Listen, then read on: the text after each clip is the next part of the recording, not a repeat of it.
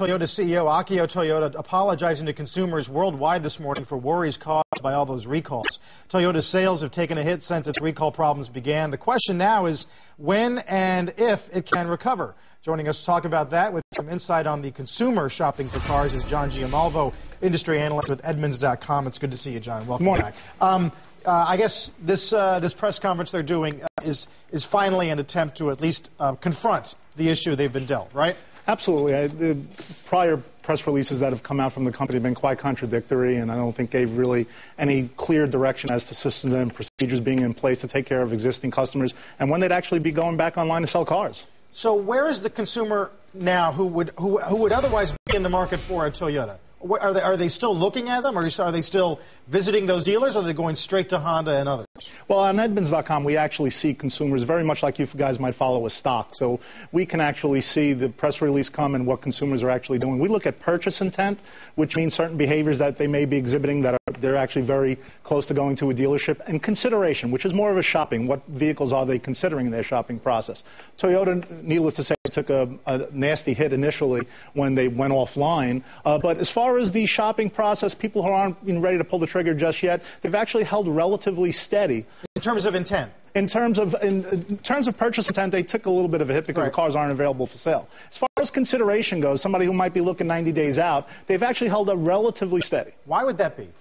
My contention is that a good portion of that might be people who are just, hey, I was considering buying a Camry or considering buying a Corolla, and might be visiting those areas of the site strictly from a reference standpoint to say, hey, let's compare this. I need to buy something else. Right. How bad is this for the Prius? The Times yesterday pointed out that of all the cars they have, they poured a lot of their ingenuity into that car, and it's hard to see it. It's hard to see the issue hit that model, isn't it? Yeah, we'll see pretty shortly how that's affecting Toyota right now. The Prius tends to be the benchmark when you're looking at a hybrid vehicle.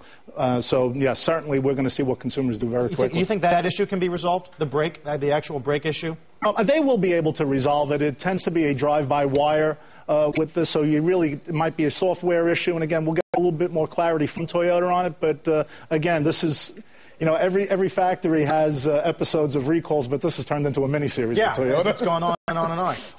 Why is it that Honda and Hyundai are said to benefit more than the big three? And is there anything that U.S. automakers can do to obviously capitalize on their troubles? Well, actually, we're seeing Ford and GM actually doing pretty well. If you look at the big models that Toyota's not selling right now, the Camry, we actually see the Chevy Malibu and Ford Fusion actually getting a good amount of that trend. And as far as the RAV4, we see the Chevy Equinox getting a bit of that also right up front. So they're actually doing okay, and they're aggressively going after the Toyota models by offering discounts and incentives as far as financing goes also. Do you think if Toyota comes back with aggressive lease deals or incentives, I mean, is that enough to win back customers who are terrified just by what they read in the newspaper? Well, I think you hit the biggest issue is when the smoke clears on all of this, and if the Toyota in the pre-owned market takes a nasty hit, will Toyota be able to offer those aggressive lease deals that customers have been accustomed to getting? Because if the residual values are down,